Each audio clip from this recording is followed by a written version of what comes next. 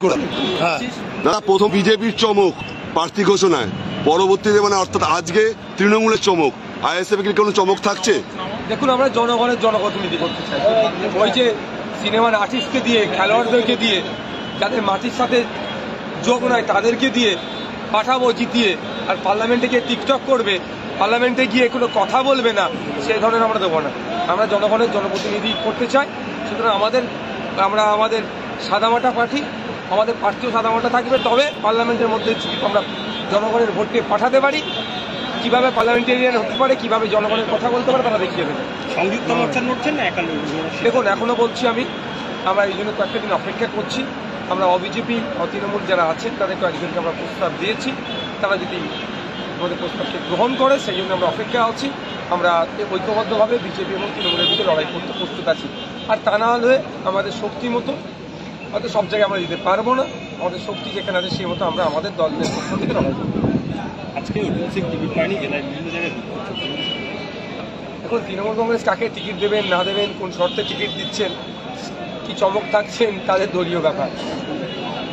বলছি, বারাসাত লোকসভা কেন্দ্রে বরাবরই 2009 সাল থেকে দেখে আসছি জিতে আসছে যে দেগঙ্গা বিধানসভা, এই জায়গা থেকে সব থেকে বেশি লিড নেয় তৃণমূল, যেতে সাহায্য করে রাজারহাট। এবার আপনারা প্রার্থী দিচ্ছেন, সেক্ষেত্রে তৃণমূলের সুবিধা না অসুবিধা? দেখুন, কাজ সুবিধা অসুবিধা হবে সেই অঙ্ক কষার জন্য রাজনীতির ময়দানে আসেনি। আমরা জনগণের জনপ্রতিনিধি পাঠানোর জন্য রাজনীতির ময়দানে এসেছি। বারাসাত থেকে দাঁড়াতেন, দেগঙ্গার ভোট নিয়ে জিততেন। আমি শুধু নট অনলি দেগঙ্গা, বাকি কনস্টিটিউয়েন্সি যেগুলো আছে মানুষের জন্য কি করেছেন। যখন কৃষকদের বিরুদ্ধে বিল পাস হচ্ছিল কি করছিল, যখন সিএ এর বিল পাস হয়েছিল এই বারাসাত কেন্দ্রের এমপি তখন কি ভূমিকা ছিল, 370 নিয়ে যখন আলোচনা কি ছিল, এক কথায় জনবিরোধী যে সমস্ত বিল অপদার্থ বিজেপির কেন্দ্রের সরকার যখন নিয়ে আসছিল, বারাসাত কেন্দ্রের এমপির ভূমিকা নিয়ে আমরা দেখে নিয়েছি। এবার তিনি পরাজিত হচ্ছেন, আশা করছি তাকে পরাজিত করে ইন্ডিয়ান সেকুলার ফ্রন্টের পক্ষ থেকে আমরা যাকে দাঁড় করাবো তিনি বিজেতা হাসি এসে পার্লামেন্টে যাবেন, মানুষের কথা বলবেন। বিজেপি বলছে তাদের চমক সংশোধিত নাগরিকত্ব আইন, এটা কি সুবিধা দেবে না জনগণ কতটা দুর্ভোগে না সুবিধা পাবে? দেখুন, বিজেপি তৃণমূলে আবার বাইনারি করতে চাইছে, ওরা এগুলো নিয়ে এসেই বিজেপি তৃণমূলের মধ্যে ভোট ভাগাভাগি করতে চাইছে। বিজেপির অবস্থা বাংলায় খারাপ, তৃণমূলের অবস্থা খারাপ, সুতরাং ওটা তাদের জন্য চমক, ওটাই কি ভোটটাকে ভাগ করে নেবে। এই জেলায় কোনো কাজ হবে না। এই জেলায় কটা আসনে আইএসএফ প্রার্থী হচ্ছে? দেখুন, এই জেলার মধ্যে 2-3টে আসনে আমাদের নজর আছে। এবার জোট হলে জোটের ক্ষেত্রে একটু কনসিডারের জায়গা আছে, না হলে আমরা যেমন বারাসাতের বাদ দিয়ে আর কোন কোন জায়গায় কথা বলছি? বসিরহাট আছে, বনগাঁ আমাদের নজরে আছে। না, দেখুন, আমাদের ওটা এখনো কেউ হয়নি, ওটা আমাদের দলের কনফিডেন্সিয়াল বিষয় আছে। আমরা যারা আমাদের কন্টেস্ট করেছে তাদের মধ্যে থেকে আমাদের যেমন ভাবছি আবার আমাদের দলের ব্যাপ্তি ঘটানোর জন্য আরও বেশ কিছু লোকের মুখ নিয়ে এসেছি যারা মানুষের সাথে রেখে কাজ করে। আপনারা বলেছিলেন যে বসিরহাটের যে সাংসদ টিকটক করে এই অভিযোগ এনেছে, সেই কারণে কি সেই সাংসদকে বদলে দেওয়া হলো? যখন ব্যাপারটা হচ্ছে সেই সংসদের ভূমিকা কি, একজন সাংসদকে জিতে পার্লামেন্টে পাঠাচ্ছে কেন মানুষজন? যদিও ভোট হয়েছিল না হয় নাই, শাহজাহান, শিবুরা, উত্তম হাজরারা কি অন্যায় করে মানুষের ভোট লুট করতে, সেটা এখন যত দিন যাচ্ছে তত প্রকাশ পাচ্ছে। তারপরেও সে যেহেতু তার কাছে এখন বিয়েদার সার্টিফিকেট আছে না, তারপরেও বলছে গিয়ে লাভটা কি হয়েছে। এইবার যেমন নুসরাতকে দেয়নি, মিমিদিকে দেয়নি, তার পরিবর্তে এই ধরনের অখাদ্য কিছু দিয়েছে। মানে হাজী নুরুল দাঁড়িয়ে সেক্ষেত্রে লড়াইটা কতটা কঠিন হবে? দেখুন, উনি অবশ্যই একজন সিনিয়র লিডার, ওনার শরীর অসুস্থ শুনছিলাম, ওনার অসুস্থ। লড়াইটা হাজী নুরুল সাহেব দ্বারা আর অভিষেক ব্যানার্জি দ্বারা, মমতা ব্যানার্জি দ্বারা, প্রত্যেকের বিরুদ্ধে আমরা সমান লড়াই লড়বো, আর প্রত্যেককে আমরা প্রতিপক্ষ হিসেবেই দেখি।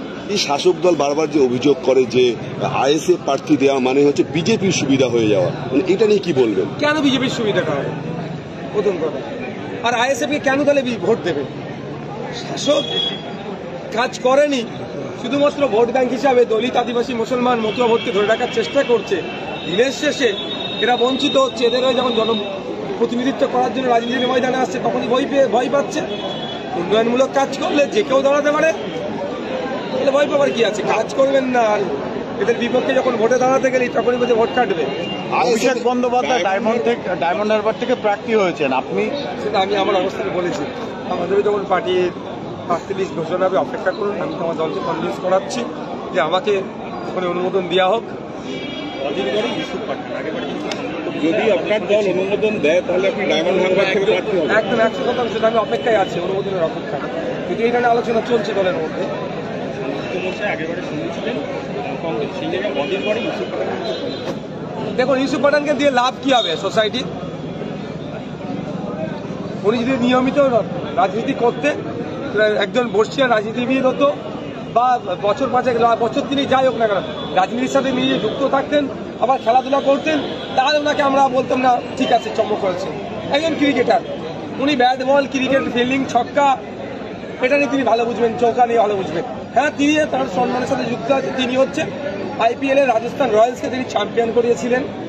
তিনি দায়িত্ব নিয়ে IPL T20 বিশ্বকাপ প্রথম 2007-এ আমরা চ্যাম্পিয়ন হয়েছিলাম দেশে, তিনি ওই বিজেতা টিমের একজন সদস্য ছিলেন।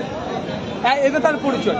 তিনি রাজনৈতিক, দিনের কি আছে রাজনৈতিকভাবে ওখানে দেওয়া মানে আমার মনে হয় এগুলোই বুমেরাং হবে, ঠিক যে ধরনের নুসরাত আর যে ধরনের মিম চক্রবর্তীদেরকে জিতিয়ে মানুষ ভুল করেছে। দাদা লাস্ট প্রশ্ন, সেটা হচ্ছে বসিরহাটে যদি ISF প্রার্থী দেয় সেখানে কি কোনো চমক থাকছে? সময় কথা বলবো, অপেক্ষা করুন, প্রার্থী দিচ্ছি আমরা।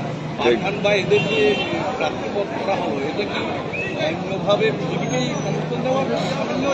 দেখুন পশ্চিমবাংলায় বিজেপি যে 20টা সিটের লিস্ট বার করেছে আর তৃণমূল আছে 42টা। সিটগুলো দেখলে আপনারা বুঝতে পারবেন বিজেপি আর তৃণমূলের মধ্যে একটু ভাগ করাপারি হচ্ছে, কে কটা সিট দিবে বলে।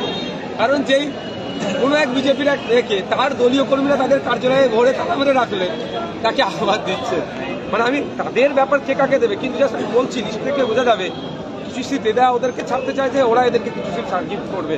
এই তাদের বাইনারি পলিটিক্স বা এই ধরনের সিট সমঝোতা তাদের মধ্যে চলছে। বিজেপির চমক কি এবার কি অভিজিৎ গঙ্গোপাধ্যায় বিচারপতি? এখনো তো তিনি ঘোষণা হয়নি। Thank you. Thank you.